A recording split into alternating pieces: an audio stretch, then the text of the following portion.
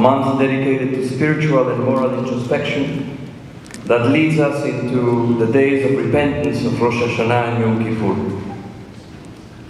In the spirit of these days, I ask all of us, what is our contribution by commission or by omission to the unleashing of hatred and violence in our midst?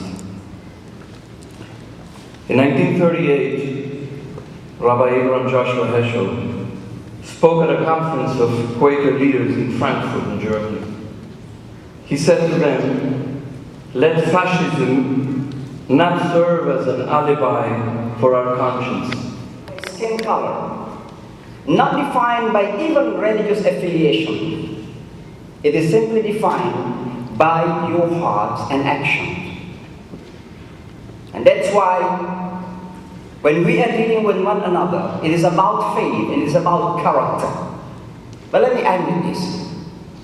We are living a life of interconnectedness.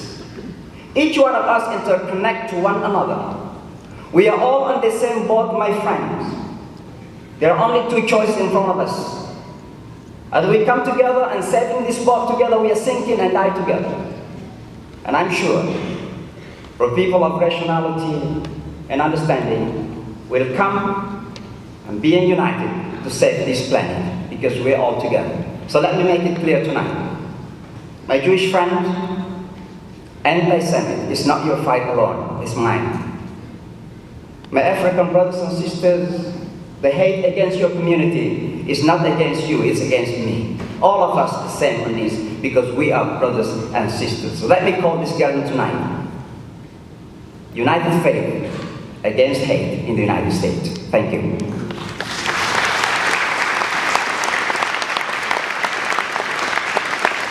And Rabbi Matt, along here, please.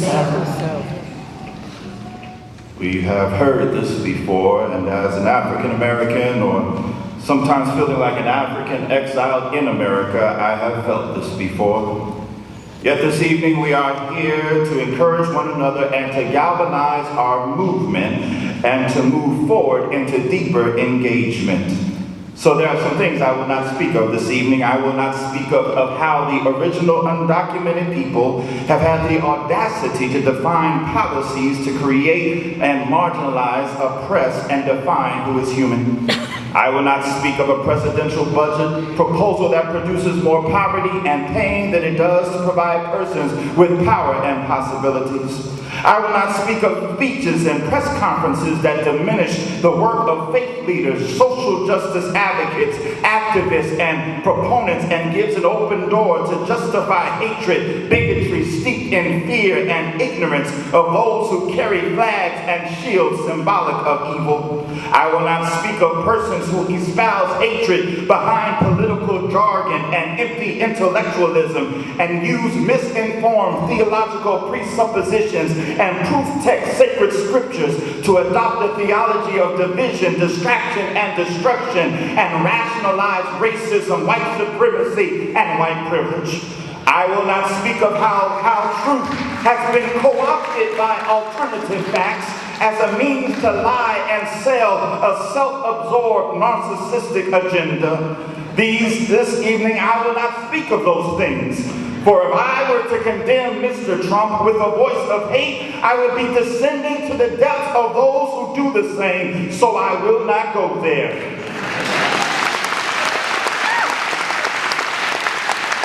But I will mention a passage in my sacred text that says, "Master, which is the greatest commandment in the law?" Jesus said unto him, "Thou shalt love thy Lord thy God with all thy heart, thy soul, and thy strength. This is the first and great commandment, and the second is like unto it, thou shalt love thy neighbor as thyself." Into this world we are birthed, love enrobed in flesh, blindly trusting and yearning for relationship. For we are created for relationship, for love, for communion. We are created in the reflection of God's image and likeness.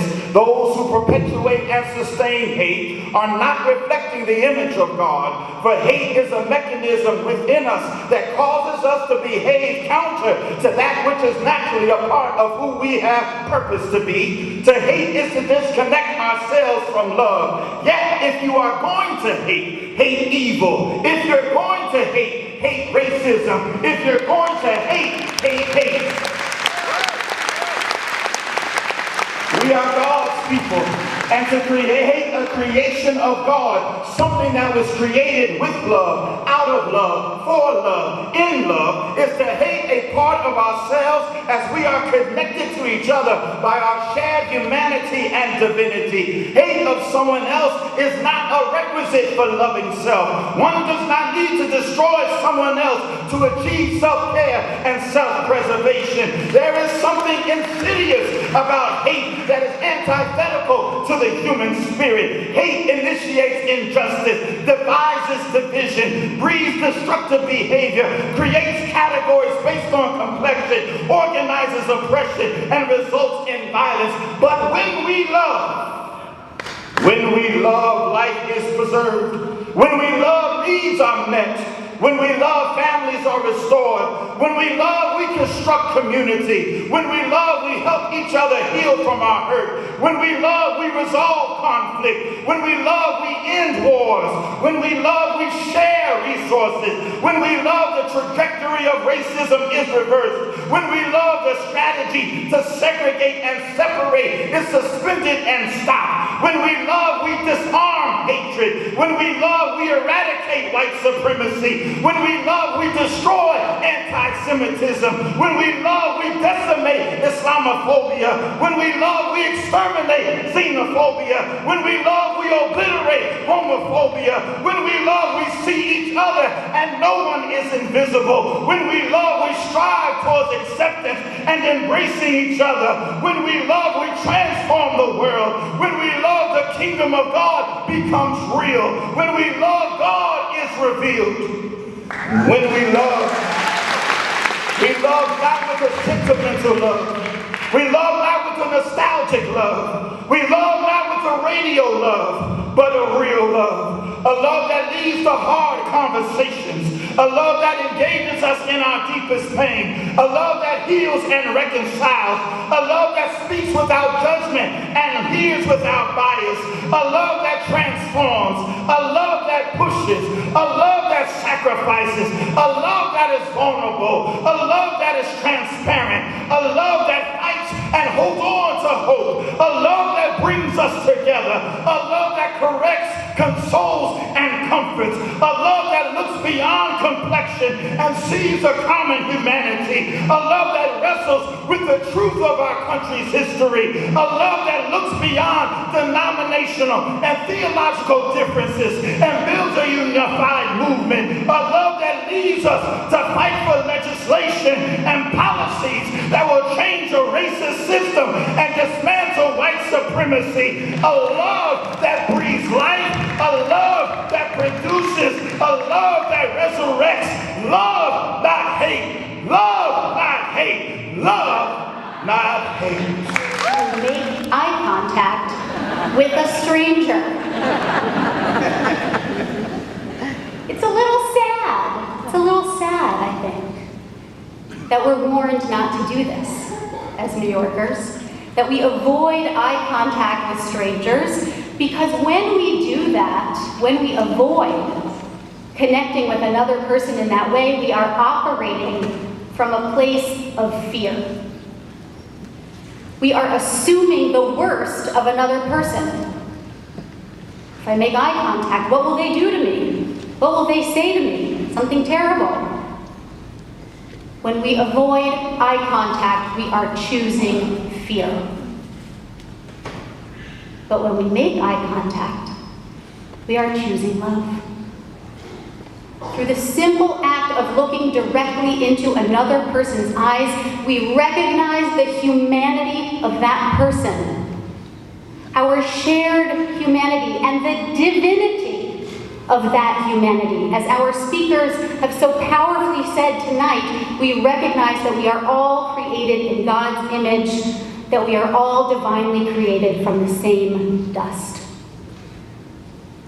And in the thinking of the French Jewish philosopher Emmanuel Levinas, there is a responsibility that begins once we truly see another person's face. Seeing another person is the beginning of responsibility, recognizing and accepting that we are responsible for one another. So in just a moment, I am going to ask you to choose love. I'm going to ask you to look around and find someone you don't know and make eye contact and actually go and stand near them. Look at each other. Recognize that the person in front of you is a child of God and that we are responsible for one another.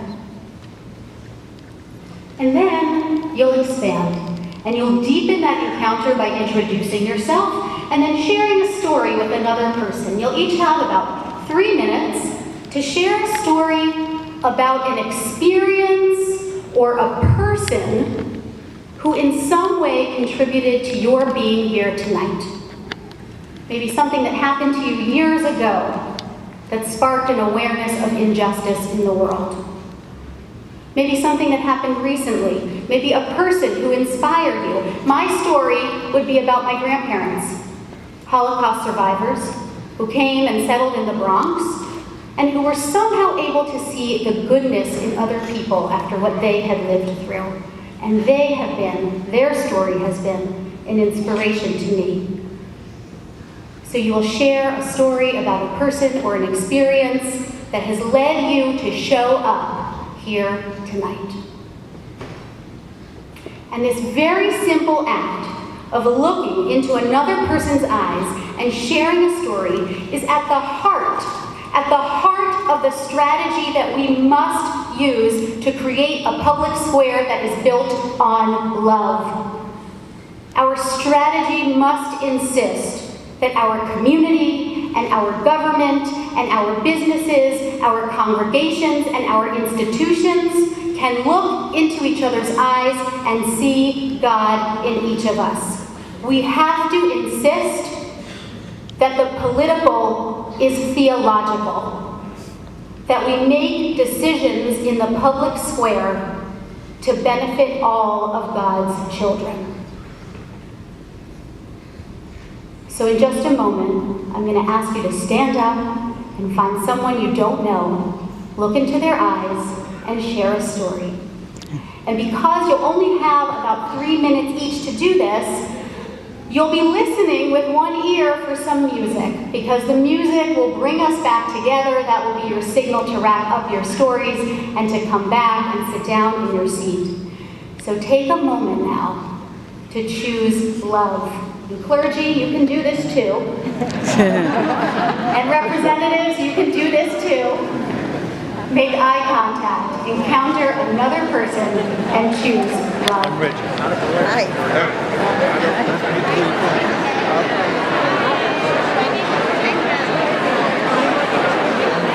South Carolina. I live in Long Island. Our church is in Queens.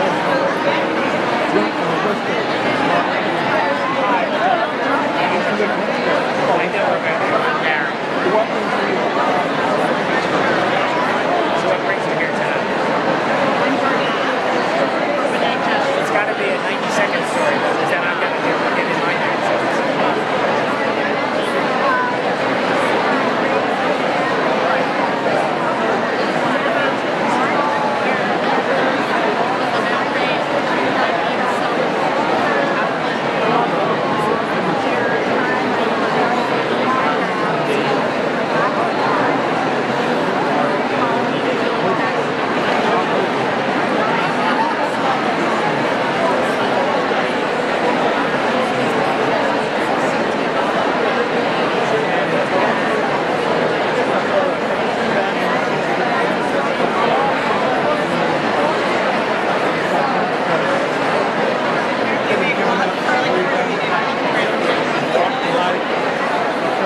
not here.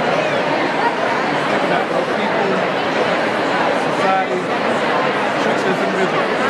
And I want to be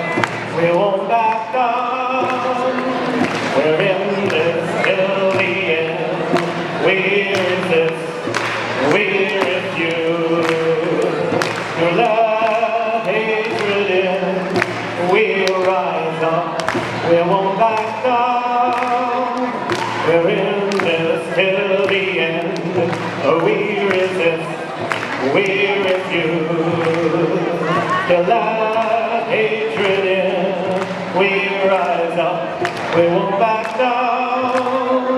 We're in this till the end. Repeat after me. We resist. We resist. We resist. Was painted or placed on the outside of St. Paul and St. Andrews. These clergy people who just led us in a beautiful song. So I want to invite everyone to just take about 10 seconds of silence and offer a prayer of your heart. We have your back, we love you, and we will move forward together.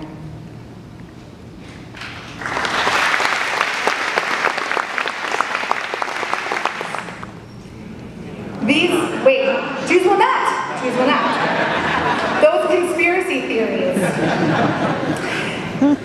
These expressions of hate are not new, but they have never felt more dangerous to me. Anti-Semitism is here. It's real, it's destabilizing, and it's painful. And I know that anti-Semitism does not exist in isolation.